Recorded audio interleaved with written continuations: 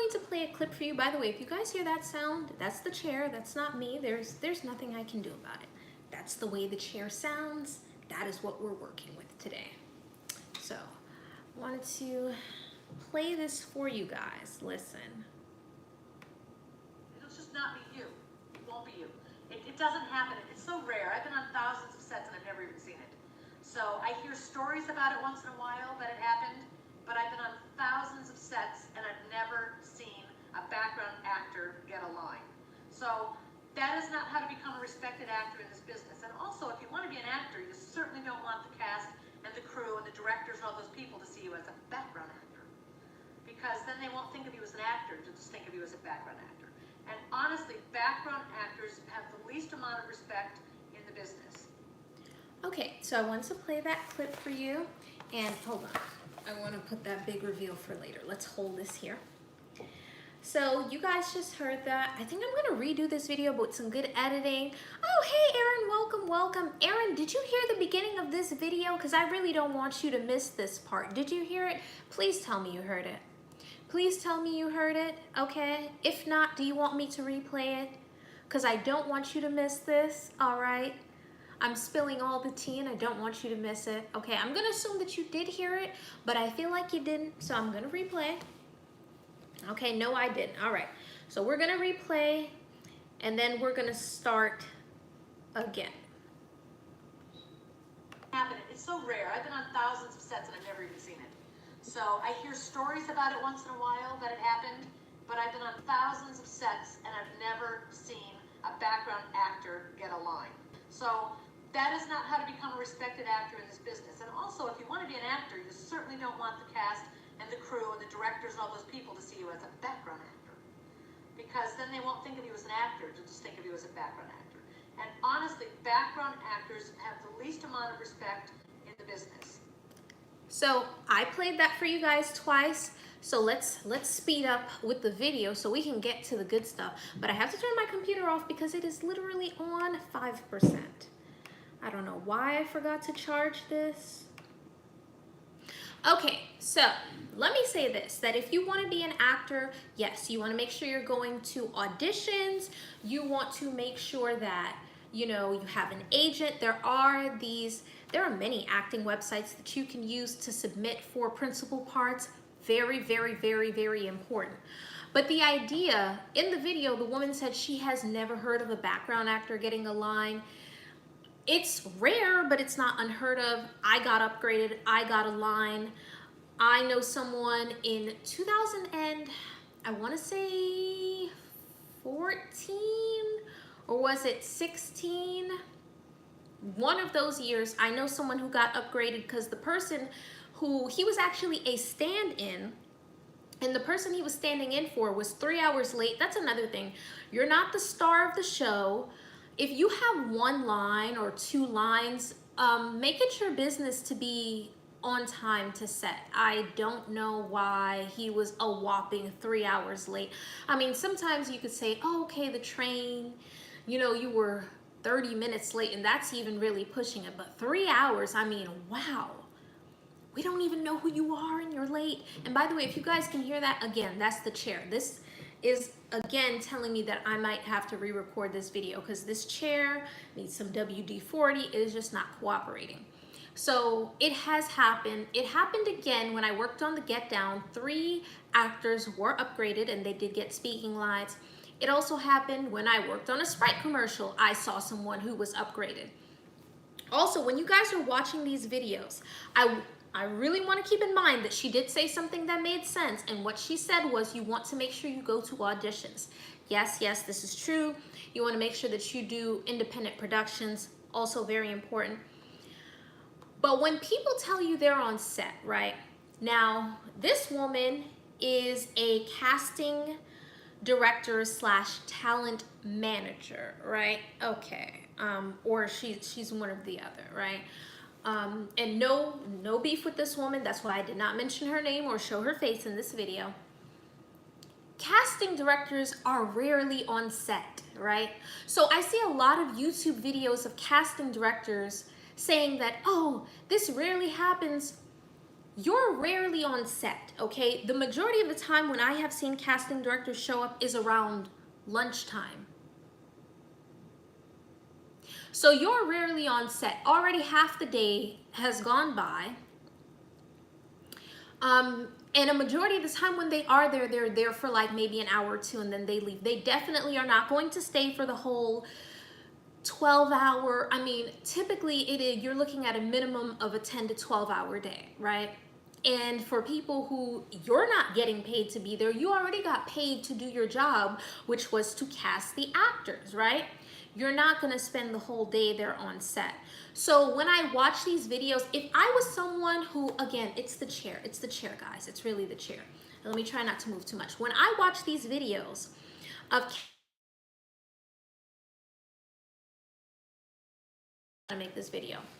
When I watch these videos of casting directors telling you guys that this never happens, it's like, but you're not on set, right? You're not on set. So when it happens, you wouldn't know because you're not on set. I did background for 8 years, okay? This person decides to text me when I'm on live. Why? Another reason I'm gonna have to remake this video with proper editing. I did background acting for 8 years. I stopped around 2020. And the only way I'd ever go back is to do a commercial, because anybody who knows union commercials pay good money. That's the only way I'd go back. When I hear people say this, right? You don't work on set on a daily basis. So when you say you've never seen it, but you're not on set, you rarely come to set. Like, I wouldn't consider somebody coming to set. Monica Love TV, welcome, welcome, welcome. Subscribe to the channel. Let me know if you've done background acting before. If you are someone who shows up to set for an hour or two, yes, it would be rare for you to see because you're barely on set. I have worked for 8 years doing background acting, and I think I've seen a casting director come to set maybe twice. Queen Mo. Oh, welcome, Queen Mo. I've seen a casting director come to set twice. One of the times, the very, very first time I saw a casting director come to set, I think it was like 4 years after I had started, and there was a huge mix-up with our check-in numbers, because when you do background, they give you guys check-in numbers. It was such a bad mix-up. They were saying that, so many of us had not showed up to set. Like, the number that they gave me was not the number that they had. It was like some weird mix-up, so I guess they had to show up to set. And they were gone within the hour. You have to understand that they don't get paid to be on the set the way we get paid to be on the set, so they're not going to stay for the entire day. Now, Jessie Hyman, who is the world's most famous background actor, he was on Jimmy Kimmel. He was on a whole bunch of other late night shows.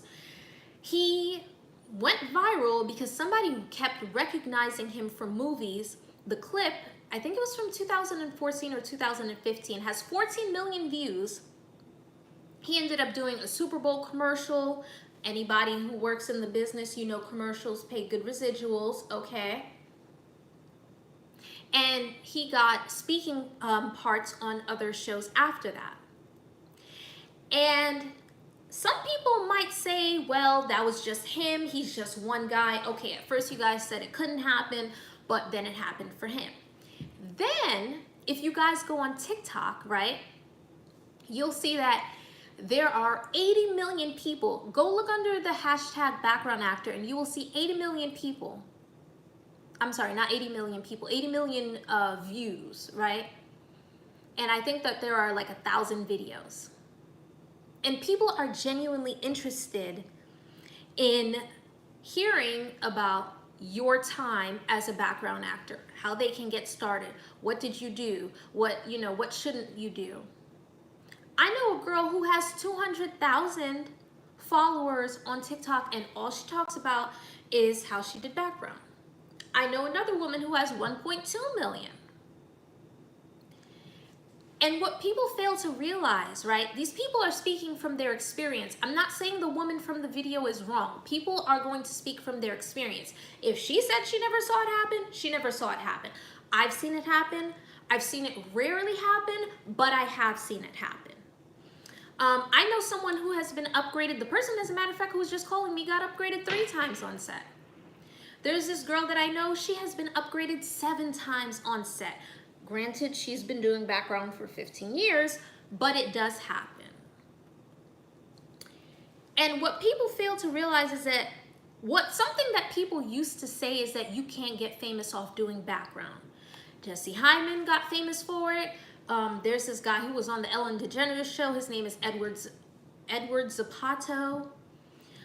You know, these people who are going viral on TikTok. I went viral on TikTok for being in Spider-Man for like 4 seconds. That was then. People are speaking about then. Back in the days, that's the only thing background led to. You did background, you went home. Now you can go viral, you can get discovered. So I think it's a little bit different. So when I hear people say those sorts of things, I think it is, again, I want to say this, I think it is in your best interest to go to auditions, right? So you can get principal roles, because you don't want to be that extra who's on set doing the most trying to get upgraded, because it just, people who come on set doing the most to get upgraded, it doesn't work like that. When I was upgraded, it's not because I was doing the most. I was minding my business. I said something funny. I guess they overheard me, but they were not really close to me, but you know, they have mics on the floor and you know those mics, and I guess they overheard me. But I was not trying to get upgraded. I just want to add that. People who get upgraded don't try to get upgraded. That's another story for another day. People who do the absolute most. I think that when you guys watch these videos, now the video from the woman was from 2014, and then of course there are older videos from other casting directors from like 2012 and stuff. They're speaking from their experience, right? I can't say that they're wrong. If they said they never saw it, they never saw it. I'm telling you, as someone who has worked on sets for 8 years, and at one point I was working 5 days a week on sets, it has happened, okay? And there has been a shift. There has indeed been a shift. There was a time where I feel like there was actually a stigma, like the woman said, on doing background acting, and that has really changed. If you look under the hashtag background actor, 80 million views on TikTok. If you look now, so many people have successful YouTube channels. And listen, YouTube pays bank. So whatever you can do to find your niche, get it how you get it, okay? But then when they say you're not going to have very much respect, well, let me ask you this question. We all know there's something a little weird going on in Hollywood, right? Does it sound respectful that somebody would ask you to, you know, get on the casting couch for you to get a role? That doesn't sound respectful to me. These people are going, I'm talking about the main actors, are going through something very traumatizing, which is very serious, by the way. I'm not making light of it. But that doesn't sound like you're being respected to me. Something else they don't talk about is financial abuse. Their agents, their managers, their accountants taking advantage of them. You know, Gary Coleman's situation is the whole reason why so many actors have to have a trust when they're underage so your parents don't spend it. If it's not your close family members, it's your agents or your managers. Like, I don't really see that as you being respected either. I feel like it's just another side of the coin. So now you have to pick and choose your battles. At the time when I started doing it, I think it paid $20 an hour. In 2000, and I joined the union right before the merger. I'm a union baby, which means that I was a member of APTRA. I had not joined SAG, but when the unions merged, I am now, you know, a member of SAG-AFTRA. Which, by the way, very good on me, because I only had to pay one time to join the union, $1,600. Now it's like $3,500, like, you know, doubled up there. But it's interesting. It's just so interesting because it paid $20 an hour, and the minimum wage in New York City was $7.25. What do you guys think I'm going to do? You think I'm gonna do this job that's paying me more than half, you get free food, you get to network. I'm gonna tell you guys a secret. Sometimes they don't even use all the extras. Although it hasn't happened, a lot of times, I can remember in the 8 years that I've worked, at least 8 times off the top of my head, where many of us sat in holding for the whole day, because you always have those eager beavers who are like, yeah, I want to be on screen, I want to be on screen, I want to be where the food is, I want to be at Crafties, that's where I want to be, right? There have been many times where they have let us sit in holding. They're like, hey, we'll call you guys when we need you, and then they sent us home. They didn't even use us for the day. I feel like that's great. My other option as an actress was to wait tables. And I don't look down on servers. I know plenty of people who are servers. However, because I know plenty of people who are servers, I know they get treated like people's servants. There are some people who I don't know what's wrong with them, but they look down on waiters. They come to restaurants talking crazy to the people who handle their food. And I don't have that kind of patience. I was never gonna put up with that. So those were my options. I could have, and I did work at the time, a retail job that paid minimum wage, but I began booking background more, and I was like, well, this pays more and they treat me way better over here. There's no job where you go to where it's 100% perfect. Like, it's really odd to me the way that they portray background acting to you guys like it's the worst thing in the world. They have a whole Me Too movement going on. Why? Why won't my phone cooperate? Why do people keep texting me? They have a whole Me Too movement going on because of how they're getting treated. I'm talking about the main actors. But they'll tell you that you're getting treated bad. No, you're getting treated bad. I get free food. Sometimes I don't have to be used. There's always that, it's like winning the lottery, that 1% chance you might get upgraded. You get to network. One of my very close friends, who's also my producer, you guys have seen us at the YouTube studios. You need 10,000 subscribers to get into the YouTube studios, and as you guys know, we surpassed that on our partner channel. We film our own comedy skits. What I have here, I actually went to go sit in a meeting about how I can get, this is like a sheet where they have, hold on, what do I have on the back? Okay, so yeah, this is a sheet that I went to go get. This is the SAG-AFTRA sheet for you can go do your own budget. So I'm like, okay, which one of these, I said, all right, the total budget is $50,000 or less. That's for a short project agreement. And we're about to do our own union project. And this all started off me doing background work. I met him when I was doing background. I think I was working Law and Order for the day. I don't know why people make it seem like background doesn't go anywhere. Maybe it, what's so interesting? I have seen people who have literally done background maybe once or twice in their life talk so bad about background. And then there are people making comedy skits about it who have never even done background, and they're wondering why they're missing the mark. Again, I do highly encourage you guys to go to auditions, go to these websites when they're offering principal parts if you want principal roles. But if you have, this is what I did. If I have to choose between working a minimum wage job and I don't look down on servers, I just want to say this, it's just my patience. I know I didn't have the patience for people talking to me crazy. I chose to go do background. Yeah, it paid more money. Did I mention when you're a member of the union and you work enough, you get health care benefits, you get pension benefits? I've taken classes at the SAG-AFTRA building here for free. There's a woman, I forgot her name, she does the voiceover for the women on Pokemon. I don't know why people are selling this to you like it's the worst thing in the world. I think amongst maybe other crew members and you know, other casting directors and other people amongst the business, maybe that's how they feel, but that's not actually how it is.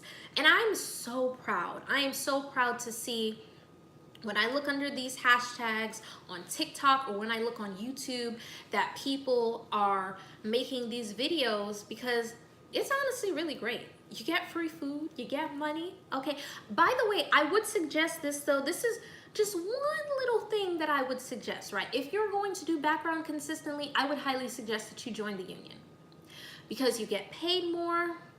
And I would have to do a story time to tell you guys about, you know, how they treat union and non-union. And that's not to say that you'll get treated badly, but some sets, even though they have millions of dollars, they decide to be really, really cheap, and they will give either no lunch or box lunch to non-union. And I'm in the union, so whatever food they give to the cast, the main cast, they have to serve me. So whatever, you know, royal gourmet you guys got going in there, you got to give it to me too. And it's just other small things as well, like them paying you a night premium past a certain time, them paying you for your wardrobe. Oh my gosh, I remember the very, very first time that I did background and I was non-union, and they asked me to bring all these options and then they didn't even use it. And you don't get paid for your wardrobe options when you're non-union, but you do when you're union. We can talk about, you know, the differences and, you know, how it is beneficial for you to join the union. And if you're going to be acting full-time, to be quite honest with you, I do think that you should. Hey Queen, how are you? Ladies and gentlemen, we have a very talented woman in the building. We have Real Latrice Allen. Welcome, welcome. Make sure you guys go subscribe to her. She is amazing. I see what you're doing. I'm really proud of you, okay? See you breaking down those doors. I see you.